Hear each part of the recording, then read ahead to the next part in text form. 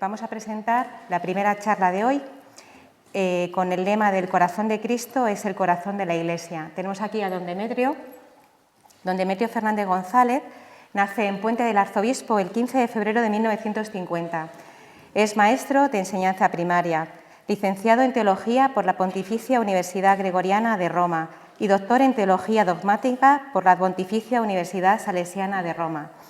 Fue ordenado sacerdote el 22 de diciembre de 1974 en Toledo. O sea, que estamos casi a las puertas de cumplir los 50 años, ¿no, don Demetrio? Fue vicario parroquial en el Buen Consejo, en Toledo. Buen Pastor. En el Buen Pastor, perdón. Profesor de Cristología en el Estudio Teológico San Ildefonso. Conciliario diocesano de Movimiento de Acción Católica. Vicerrector y rector del Seminario Santa Leocadia para vocaciones de alumnos. Párroco de Santo Tomé y San Salvador en Toledo. Fue ordenado obispo el 9 de diciembre del 2004. El primer destino fue Tarazona. ¿Es así? ¿Sí? Fenomenal. El día 18 de febrero del 2010 fue nombrado obispo de Córdoba, que es su actual destino en este momento. Inició su ministerio episcopal el 20 de marzo del 2010. Además, ha sido miembro de la Comisión Episcopal para Misiones y Cooperaciones con las Iglesias. Aparte de todo esto, ha sido miembro de la Comisión Episcopal de Patrimonio Cultural, de la Doctrina de la Fe, de la Vida Consagrada y de Relaciones Interconfesionales y Seminarios y Universidades. Ha escrito, según he podido ver, 3 obras, ¿no? Si no me equivoco, ¿no? ¿Sí? Una que también está basada en la tesis que realizó, Cristología de Juan Pablo II, otro Gonzalo Ruiz de Toledo, señor de Orgaz, y José Rivera Ramírez, sacerdote diocesano. Pues vamos a aprovechar este ratito y escuchar con atención a don Demetrio.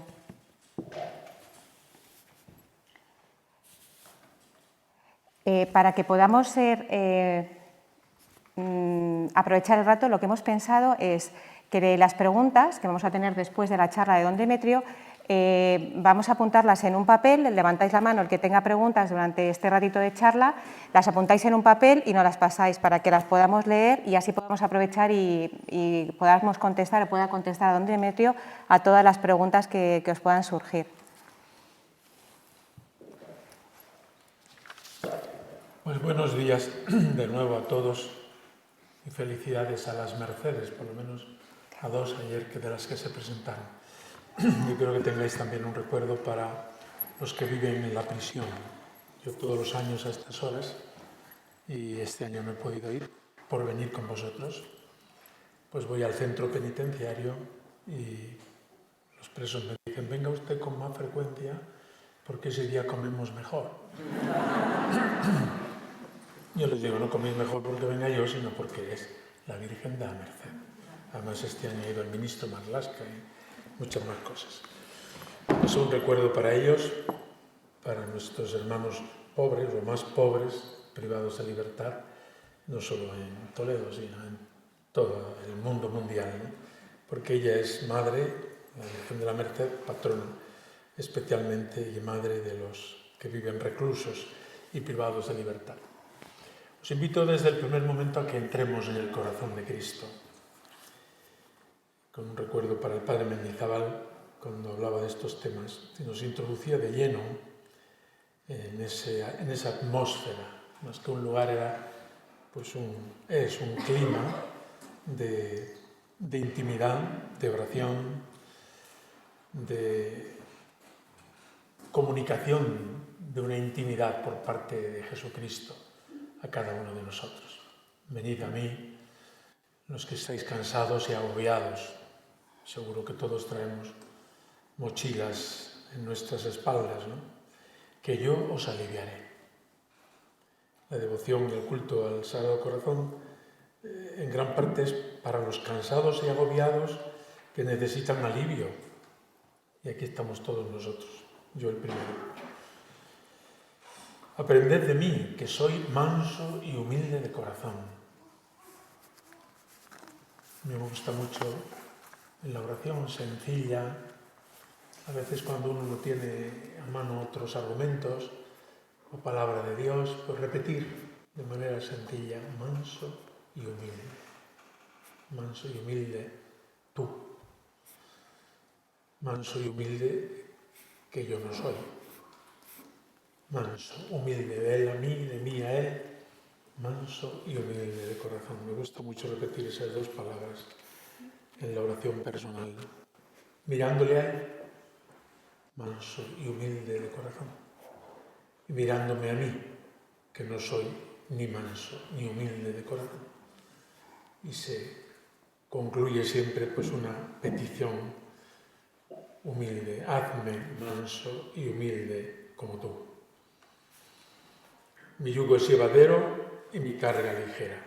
Sabemos que la fe cristiana, la vida cristiana no es una sobrecarga. Uno tiene tal trabajo y tal otro, y luego la casa, y luego las relaciones familiares o amistosas, y además la vida cristiana no es así, sino que la vida cristiana es vivir con Jesucristo que alivia mi vida, alivia mi carga, me hace más ligera, en este sentido, la existencia.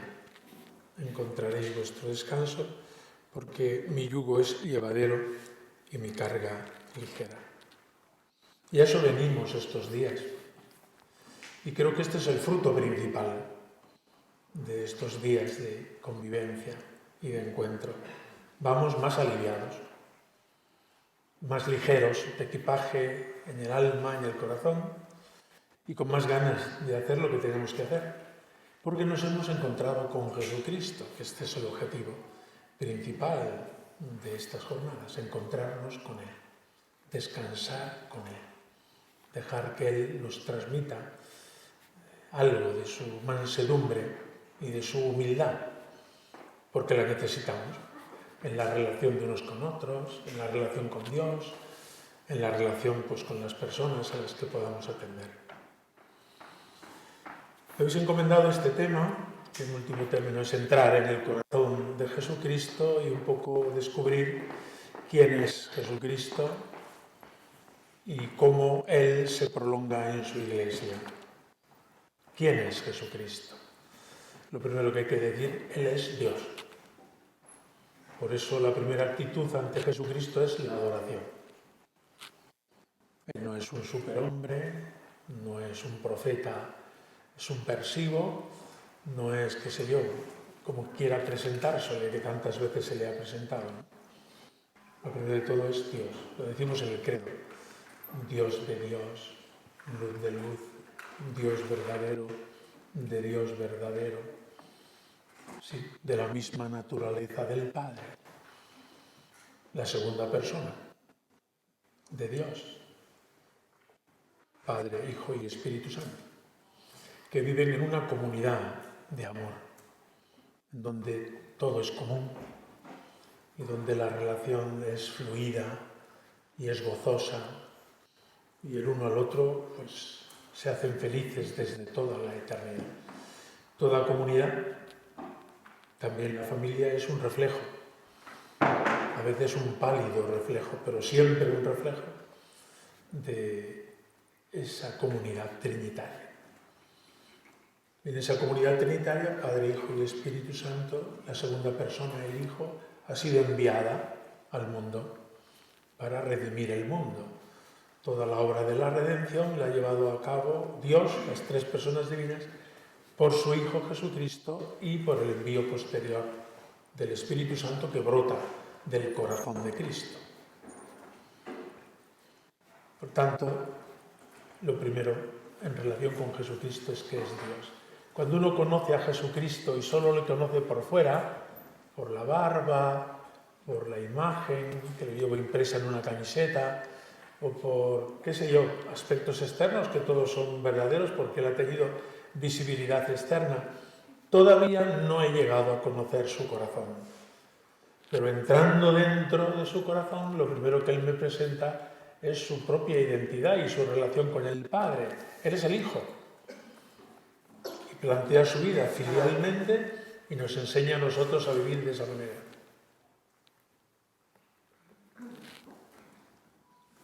Pero siendo el Hijo, consustancial al Padre, Dios, por tanto, se ha hecho hombre. Se ha hecho hombre no como una manufacturación propia, sino que Dios Padre ha pronunciado su palabra, su verbo, en el seno de María Virgen, y el verbo se hizo carne. Son las tres personas las que actúan en el misterio de la encarnación, y esa humanidad que brota, nueva, en la virginidad del seno materno de María, esa naturaleza humana queda unida solo a la segunda persona. Por tanto, los tres actúan, basta leer el pasaje de la Anunciación. Vino el ángel, alégrate, la llena de gracia. María se turbó grandemente y el ángel la confortó y le aclaró, y el Espíritu Santo vendrá sobre ti, de manera que quien nazca de ti será el Hijo del Altísimo. Tenemos en ese relato una teofanía, una manifestación de Dios, Padre, Hijo y Espíritu Santo. En otros momentos del Evangelio también hay esta teofanía de las tres personas divinas. Por tanto, las tres actúan en este misterio de la encarnación, en el misterio de la redención, y solo la segunda queda colgada, vinculada a la persona divina. O sea, la naturaleza humana queda colgada de la persona divina del Hijo. Por tanto, el Hijo es Dios como su Padre y hombre como nosotros. Es de la misma naturaleza que nosotros. Hombre en todo, semejante a nosotros, excepto en el pecado. Y por tanto, con un alma humana, con una mente humana, con un corazón humano, con una capacidad de amar humanamente, con una libertad humana, todo lo que es la humanidad. Precisamente en Él nos miramos y entendemos quiénes somos nosotros. Él es como el espejo, es el hombre perfecto, a la luz del cual vamos edificando nuestra propia humanidad. Dios verdadero y hombre verdadero, con un cuerpo como el nuestro, un cuerpo de carne, un cuerpo para ser ofrecido, un cuerpo que ha sido la víctima ofrecida en el Calvario y que es el que se nos da en la comunión, el cuerpo de Cristo. Una de las primeras herejías, es decir, extorsiones del misterio, fue esta, que los cristianos y las personas que explicaban este misterio decían, ¿pero qué va? ¿Pero cómo va a tener un cuerpo como el nuestro? Pero, ¿tú sabes lo pesado que es eso? Y Jesús ha tomado un cuerpo, sí, como el nuestro, con todas las pesadeces o pesadumbres propias del cuerpo humano. San Juan lo explica mucho más, lo expresa de una manera muy fuerte. El verbo se hizo carne, carne como la nuestra, sarx. ¿Y qué es la carne? Pregunta el profeta Isaías. Es como la flor del heno que hoy es y mañana se agota, se seca. Pues eso es lo que ha tomado el Hijo de Dios. El Hijo de Dios ha tomado nuestra existencia humana efímera, sometida a tantas limitaciones, nuestra naturaleza humana pobre, limitada, nuestra naturaleza humana sometida al sufrimiento, nuestra naturaleza humana en la carne. El Verbo se ha hecho carne, de manera que este gran misterio le llamamos la encarnación. El Hijo de Dios ha tomado carne, un cuerpo humano como el nuestro, un cuerpo para ser entregado. Un cuerpo con una fortísima dimensión esponsal. Los que vivís en matrimonio lo vivís y lo actualizáis de manera continua, ¿no? El cuerpo no es para regalarlo, el cuerpo es para entregarlo, el cuerpo es para expresar el amor verdadero. Pues un cuerpo así, más aún, en toda la concepción de la persona humana y de su corporeidad, nos ilumina enormemente el misterio de la encarnación. Porque el cuerpo de Jesucristo es un cuerpo para ser entregado, para ser dado, y esto se actualiza continuamente en la comunión, cuando se nos da el cuerpo de Cristo, el cuerpo de Cristo, el cuerpo de Cristo. Nosotros repetimos amén, amén, acojo este cuerpo en mi propio cuerpo. De hecho, el matrimonio incluye esta donación corporal, que es donación de toda la persona. Pero no solo es un amor platónico, espiritual, cuanto te quiero, sino que es un amor que se hace carne y que se entrega incluso carnalmente, físicamente. Y también se entrega no solo en esa unión de los cuerpos, varón y mujer, sino en el diario vivir, en el tener que hacer la comida, o limpiar la casa, o atender los niños. Todo eso es la corporeidad de la entrega. Pero es que el Hijo de Dios, al tomar cuerpo, ha entrado en esa dinámica, ¿no? Ha vivido en familia y ha vivido pues, todas las circunstancias propias de la existencia y de la vida humana. La vida humana no es solo pensamiento, no solo es poesía, también lo es, claro, pero es también esa realidad concreta, palpable de la carne, que a veces pues, sufre y muchas veces goza. También gozamos en la carne, ¿cómo no? El Hijo de Dios en la encarnación ha iluminado este misterio del ser humano, de la persona humana, del cuerpo humano.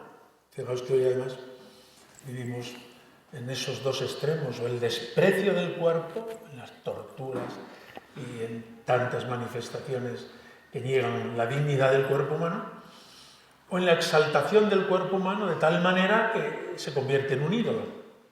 ¿Cuánta gente vive dando culto a su cuerpo? Y se pasa la vida entera. No, Jesucristo pone las cosas en su sitio y Él ha tomado un cuerpo para entregarlo, para darlo esponsalmente a su iglesia, que es su esposa. Por tanto, este Hijo de Dios, que es Dios, ha tomado un cuerpo.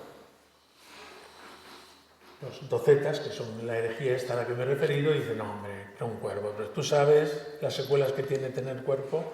Parecía que tenía, pero no lo tenía.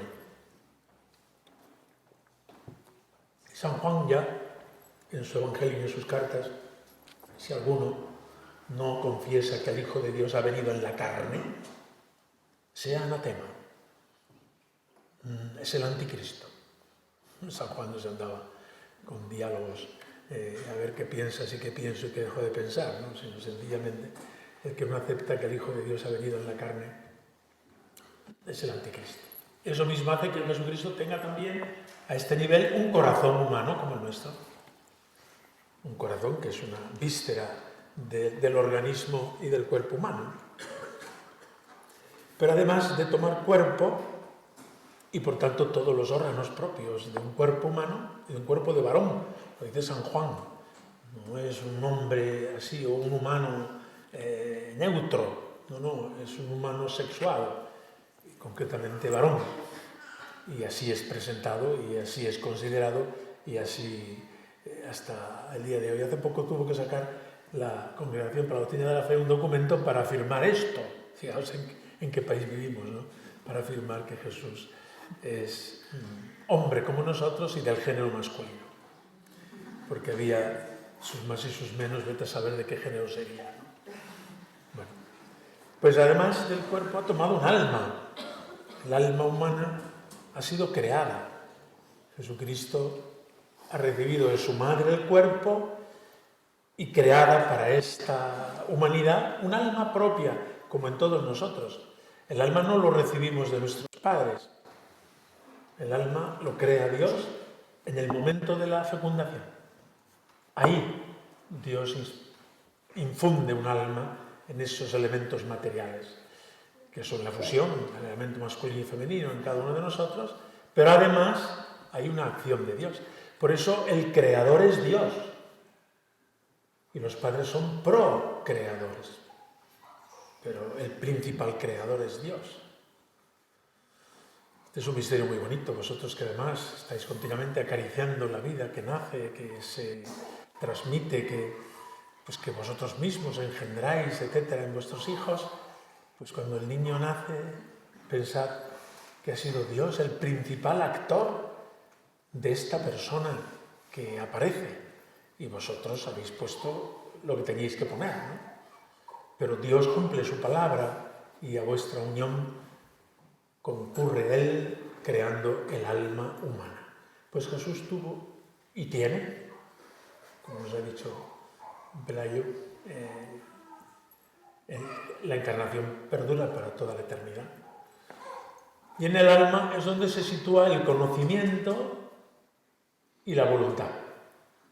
Y aquí entraríamos en otra dimensión del corazón, porque el corazón no solo es un cacho de carne. El corazón es, sobre todo, los sentimientos más hondos de la persona. El corazón es la capacidad de amar. El corazón es la libertad. El corazón también es un conocimiento pues de tipo humano. De manera que cuando nos acercamos a Jesucristo nos sentimos conocidos. Él sabe quién soy. No me tengo que presentar. Él sabe quién soy, cómo me llamo, conoce mi historia y la tiene presente totalmente. Y Él me conoce incluso en mi trayectoria no positiva. Conoce mi historia de pecado. Y Él me ama. Me ama y eso que me conoce. Porque nosotros somos todos muy simpáticos, cuando luego después tenemos que convivir unos con otros, ya la cosa cambia. Y bueno, pues hay que echar mano de esta capacidad interior que tenemos de amarnos, no por lo externo, sino más a fondo, e incluso perdonarnos, como hace Jesucristo con nosotros. En el corazón de Cristo apreciamos ese aspecto más visible y externo, que es su corazón, en imagen invisible, palpable, un corazón que late, pero también en el corazón de Cristo entendemos ese amor profundo que se traduce en un amor de misericordia, porque este corazón humano de Cristo, que es el corazón del Verbo, de la persona divina, es un corazón que recibe continuamente ofensas e ingratitudes, según el mensaje a Santa Margarita María, y bueno, acudiendo a nuestra propia experiencia de vida. Él nos ama, nosotros intentamos amarle, pero no lo conseguimos, más aún muchas veces le damos la espalda, nos apartamos, le ofendemos positivamente. Cuando volvemos a Él, Él no se ha enfadado, no se enfada nunca. No sé si habéis reparado en este aspecto, pero no se enfada nunca, sino que, como queriéndonos decir, yo ya lo sabía, y te quiero, te sigo queriendo. Y entonces es cuando yo entiendo que me quería más de lo que yo pensaba. Yo pensaba que me quería hasta cierto punto, pero cuando entro en la relación con Jesucristo y reconozco humildemente mis pecados, me doy cuenta que Él me ama más de lo que yo imaginaba. Y me puedo imaginar todos los pecados del mundo juntos, si es que queréis hacer un ejercicio. Pues Jesucristo me ama y es capaz de perdonarme.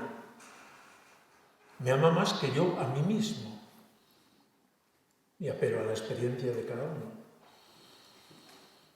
Cuando nosotros nos vemos débiles, defectuosos, y eso lo constatamos todos los días, no hace falta que sean grandes pecados, sino defectos de carácter o defectos morales que los hay en nuestra vida, una de las primeras reacciones es que nos da rabia. Me da rabia de ser como soy.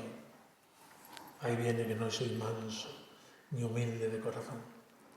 Y he de pedirle a Jesucristo que me haga manso y humilde como es Él. Pero a Él no le da rabia nunca. A mí eso es una de las cosas que más me admiran de Jesucristo, que no le doy rabia, que no está a disgusto, sino que está a gusto conmigo, me ama y me perdona. Pues eso lo hace con su corazón humano, que reside en el cuerpo y en el alma, y que es reflejo de su corazón divino, el corazón de Dios, porque Dios tiene corazón, Era una de las frases más queridas del Padre Mendizábal, eso lo he oído repetir muchas veces. Dios tiene corazón. El Dios en el que creemos tiene corazón. A mí esa frase siempre me llegaba muy hondo. Me parece una expresión preciosa de lo que es el resumen de la revelación. Dios tiene corazón. Y por tanto se conmueve. Tenemos la parábola del hijo pródigo, cuando uno de sus hijos vuelve y como tiene corazón, pues nos quiere con un amor que no somos capaces de abarcar. Y en el corazón de Cristo es donde se ha expresado ese amor de Dios hasta el extremo de dar su vida por nosotros en la cruz. Por tanto, la Iglesia, que es prolongación de Cristo, que es el cuerpo místico de Cristo, el corazón de la Iglesia, el núcleo de la Iglesia es el corazón de Cristo. La Iglesia no tiene otra cosa que dar. Lo más profundo que tiene, y esta es su gran riqueza, es tener a Jesucristo. Es la prolongación de Cristo en la historia, que lo trae continuamente en los sacramentos, sobre todo en la Eucaristía, en el perdón, en el bautismo, etc., en el matrimonio, en el orden. Y esta Iglesia, lo más sagrado y grande que tiene en su corazón es el corazón de Cristo. Es tener a Jesucristo con todas las gracias que de ahí se derivan.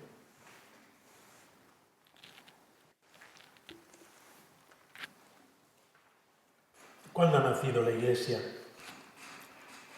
Pues bueno, en toda la vida terrena de Jesús, ¿no? Ya desde la concepción de Jesús tenemos el inicio del que es cabeza de la Iglesia, y luego en toda su predicación, en toda su vida pública, etc.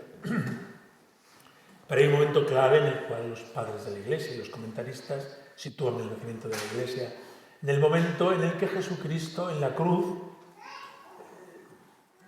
traspasó su corazón, o le traspasaron el corazón, recibió la lanzada y de su costado nació sangre y agua. Es el momento como un mini Pentecostés, del cual nace la Iglesia con los sacramentos. Digo mini porque allí estaban junto a la cruz su madre y el discípulo amado, y sobre ellos vino aquel agua y la sangre que brotó del corazón humano de Jesús después de haber expirado y después de todo lo que sabemos en la pasión. Por tanto, hay una expresión, un texto de San Pablo en la Carta a los Efesios, capítulo 5, cuando habla de a los maridos, les dice: amad a vuestras mujeres, como Cristo amó a su Iglesia, y se entretiene. Él se entregó a sí mismo por ella, para consagrarla, purificándola con el baño del agua y la palabra, y para presentársela gloriosa, sin mancha, ni arruga, ni nada semejante, sino santa e inmaculada. La Iglesia no la hemos inventado nosotros. La Iglesia ha brotado del corazón de Cristo. Y Él ha puesto las bases y la estructura incluso de la Iglesia. La Iglesia es el amor del corazón de Cristo prolongado en la historia. Y en esta Iglesia, esposa de Cristo, nosotros somos hijos de la Iglesia. Me acuerdo de una homilía de aquellas famosas de don Marcelo, algunos seguro que os acordáis, en un sermón muy bonito. Me acuerdo que eran sus bodas de oro sacerdotales. Y parece que le estoy oyendo, ¿no? Conozco los defectos de la Iglesia mejor que quienes los atacan. Está dicho por un cardenal de la Santa Romana Iglesia. Conozco los defectos de la Iglesia mejor que quienes los atacan. Y dio un grito: ¡pero es mi madre! Así en la Catedral de Toledo sonó. A mí me está sonando todavía. Es mi madre. Bueno, pues con eso está dicho todo. Yo creo que el contenido de esa homilía ya con eso bastaba, ¿no? ¿Por qué? Porque continuamente nosotros estamos escuchando defectos de la Iglesia, que son los nuestros, los que tenemos nosotros, esos multiplicados por enésima potencia, pues claro, pues aparecen muchos defectos. La Iglesia está compuesta de pecadores, pero es santa en su entraña, porque es santo su fundador, su cabeza, que es Jesucristo. Él no ha tenido pecado, porque es santo el Espíritu Santo, que es el alma de la Iglesia, porque el fruto de la redención de Jesucristo es María Santísima, que es la imagen de la Iglesia, la madre de la Iglesia. Esta santidad que en ella contemplamos es la que Dios nos quiere conceder a cada uno de nosotros. Recuerda el Concilio Vaticano II que el pueblo cristiano contempla en María lo que espera llegar a ser, inmaculada, sin pecado. Ella desde el comienzo, nosotros al final, pero es lo mismo, cada uno en su medida, ¿no? En esta relación con Jesucristo, virginal y maternal, y en esa asunción a los cielos, incluso también con nuestro propio cuerpo al final de la historia. Pero todo lo que contemplamos en María es como la redención cumplida.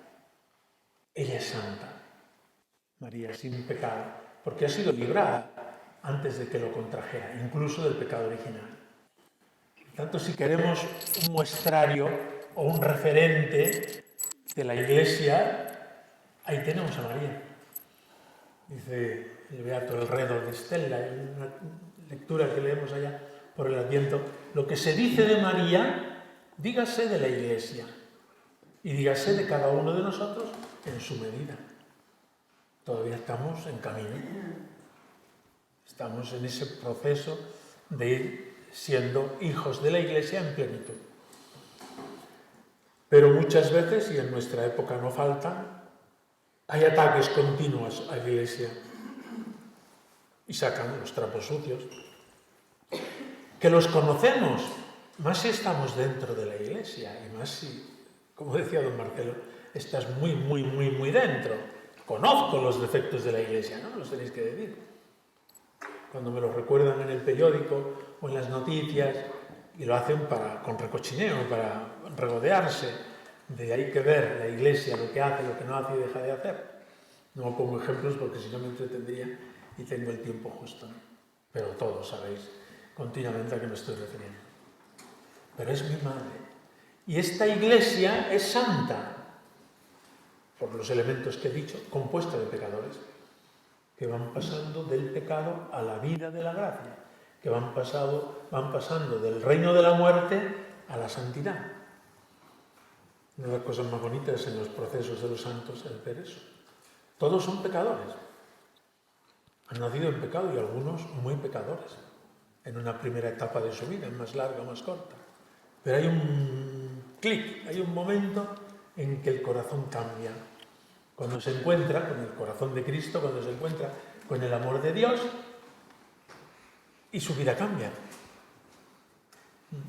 Recordábamos antes de ayer a San Mateo, el Papa Francisco cuenta, pues que era un joven, bueno, pues como todos los jóvenes de su época, y un día de San Mateo, que se había vestido y tal para salir de fiesta, entró en una iglesia, se confesó y la vida le cambió, tal punto que él ha tomado ese lema en su escudo, miserando, acqueligendo.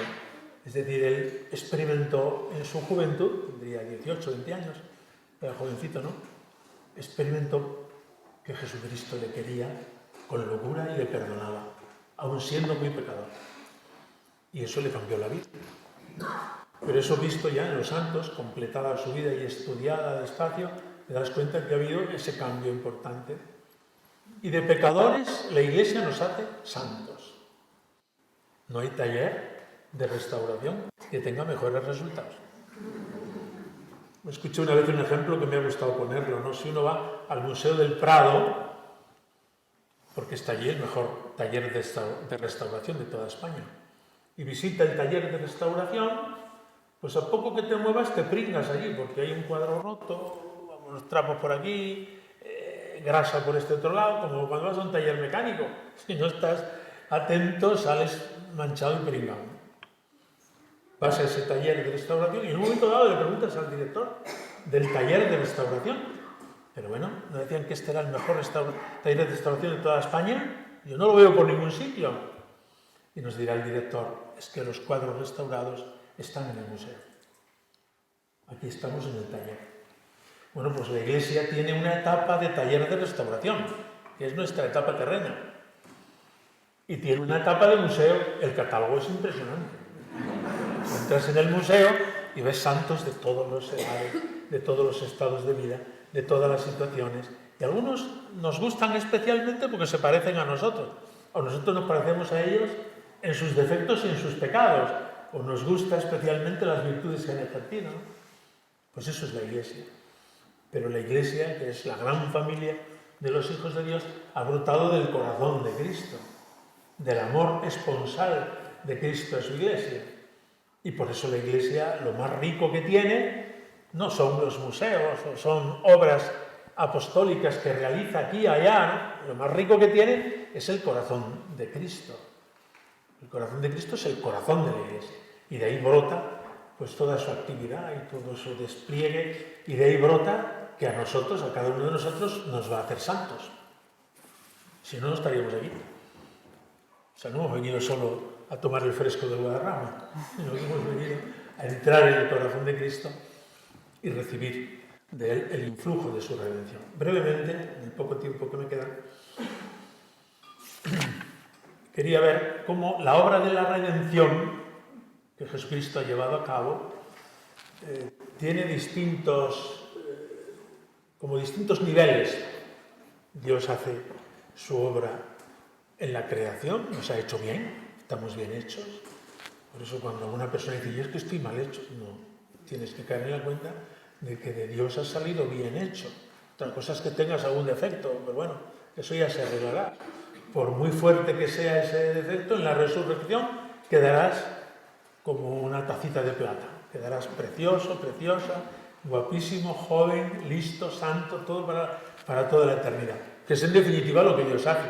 Luego hay limitaciones humanas, morales o físicas o defectos, bueno, pues todo eso son cosas propias de nuestra naturaleza humana. Dios nos hizo bien hechos, a imagen y semejanza. Y el pecado ha introducido un apagón, que habla, un apagón que va a haber, se queda chico con el apagón que ya estamos sufriendo, que es el pecado original. El pecado original supone una catástrofe mundial. Y en ese apagón se ha encendido la luz de Cristo, la luz de la Pascua, la luz de la resurrección. Pero San Anselmo, que hace como una especie de niveles en este análisis, dice él, y luego Santo Tomás corrige algunos aspectos, pero bueno, en un resumen, no se trata ahora aquí de una clase de cristología, sino ver el resumen de la redención. Dios podía no habernos redimido, no tenía obligación. O sea, Él nos ha quedado bien, nosotros hemos roto el plan, podía Dios habernos dejado a nuestra suerte, es decir, alejados de Dios para siempre. Eso ha hecho con los ángeles. Los ángeles no han sido redimidos. Los ángeles fueron creados todos en justicia, en santidad. Y algunos se rebelaron. Estos son los demonios. Esos no tendrán redención nunca. Y con eso Dios no es injusto. Pues lo que sucedió con los ángeles ha sucedido con los hombres, pero aquí Dios ha mandado a su Hijo. Luego, el misterio de la redención es un misterio de amor. ¿Por qué Dios ha enviado a su Hijo? Y no ha enviado a los ángeles. O sea, no ha redimido a los ángeles y sí que ha redimido a los hombres. Pues por puro amor. Os invito a que contempléis este aspecto, porque a veces nos parece que esto de la redención y de que se nos perdonen los pecados y el cielo y tal es algo que se nos debe. No. Es fruto del amor de Dios. Por eso es más seguro, porque es fruto del amor de Dios. Y Dios lo ha prometido. Y la promesa de Dios no falla. Pero en esa decisión de redimir al hombre, Dios ha querido que sea por el camino de la reparación. Es otro nivel que quería brevemente explicar. El camino de la reparación. Porque Dios podía haber hecho un indulto general. ¿Habéis pecado? Como si no hubierais pecado. Poneos en el caso de vuestros hijos. pequeños que ya van siendo mayores. En la educación, ¿os gusta? No, no. Si esto lo has hecho mal, a ver cómo te enseñamos a que lo hagas bien. Cuando son más pequeños y son incapaces, lo has hecho mal, pues mamá o papá limpia aquello, lo arregla y bueno, aquí no ha pasado nada. Ahí hay un indulto. El hijo no ha colaborado para nada porque no puede ni escapar. Pero Dios ha pensado que la restauración del mundo se haga y la redención del mundo se haga por el camino de la reparación. Es decir, que cada uno ponga lo que pueda y para eso Dios te capacita. Ah, qué importante soy. Soy de los mayores. No soy como este niño pequeñito bebé que no hace nada más que mamar y dormir, ¿no? Y con eso está haciendo su tarea, ¿no? Pero cuando uno llega ya a mayor ya puede colaborar en muchas cosas de la casa. Y una buena educación no es la que les da todo hecho a los hijos, sino es una buena educación la que incorpora cada uno según su capacidad y según va siendo más mayor en la marcha de la casa. Eso se parece a Dios, es lo que Dios ha hecho. Dios no quiere arreglar el mundo por una decisión, un indulto o una amnistía general, sino que quiere hacerlo con nuestra colaboración. Por tanto, la colaboración que Dios nos pide no es que a Él le falte, es que le sobra.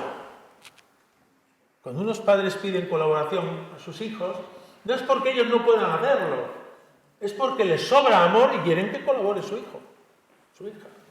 ¿Lo entendéis? Porque esto es de cada día en la convivencia de casa, ¿no? Tanto Dios ha decidido la redención por puro amor y ha decidido que sea por reparación, por puro amor a nosotros.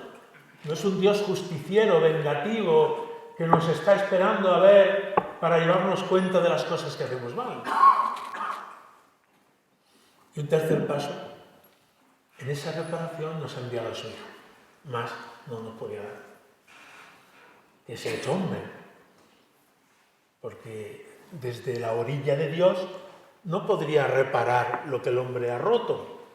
Tiene que hacerse hombre para restaurar esta humanidad rota por el pecado.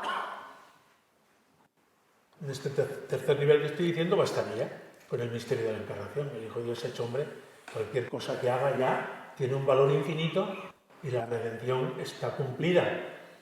Pues no, falta un cuarto grado todavía. Y es que Dios ha querido redimir al hombre por el camino de la reparación, enviando a su Hijo y a la muerte de cruz. Este último paso es el colmo. Es el colmo. Por eso en la cruz de Jesucristo contemplamos un amor que llega y que nos desborda. Llega al extremo y nos desborda. Esa es la redención en la que Jesucristo nos llama a colaborar. ¿Quieres colaborar? ¿Por qué? Pues porque ya eres de los mayores, porque te das cuenta, porque eres capaz. Yo te voy a capacitar, nos dice el Señor. Y no te preocupes. Hay veces que lo harás mal, otras regular, otras no tienes ganas, otras te olvidas, otras... Volvamos a empezar. Esto es un negocio redondo. No lo encontraréis en ningún sitio.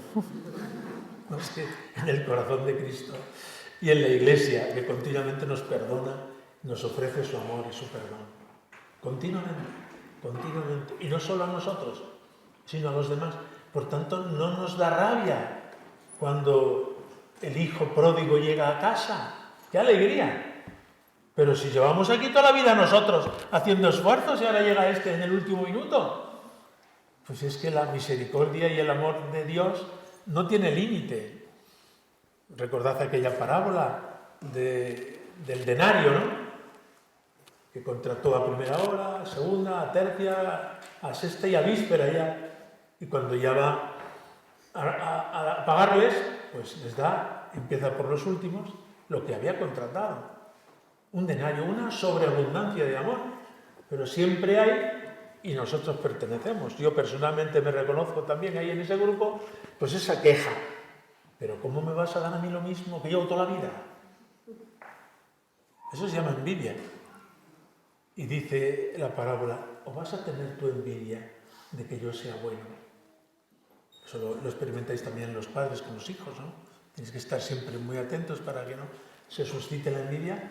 pero tenéis también que hacerles ensanchar el corazón, un corazón generoso. Alégrate de que el otro también es partícipe. ¿O es que te falta a ti? La envidia se define como la sensación de que el amor que Dios da a otro, Dios o quien sea, me lo quita a mí. Pues si el amor que Dios te da a ti es más que abundante, no te quita nada. ¿O vas a tener tu envidia de que yo sea bueno? Dice aquel señor de la parábola. Bien, termino. Me he pasado 5 minutos de lo que me habían fijado y resumiría que en el corazón de Cristo nos relacionamos con el misterio de Dios en lo más hondo. En el corazón de Cristo aprendemos a ser nosotros mismos y la Iglesia no tiene otra cosa que dar ni que ofrecer que al corazón de Cristo, que es un amor incondicional, un amor misericordioso. Aquí tenía otros datos para ir explicando, pero ya no me da tiempo. Colorín colorado, te cuento esa cosa.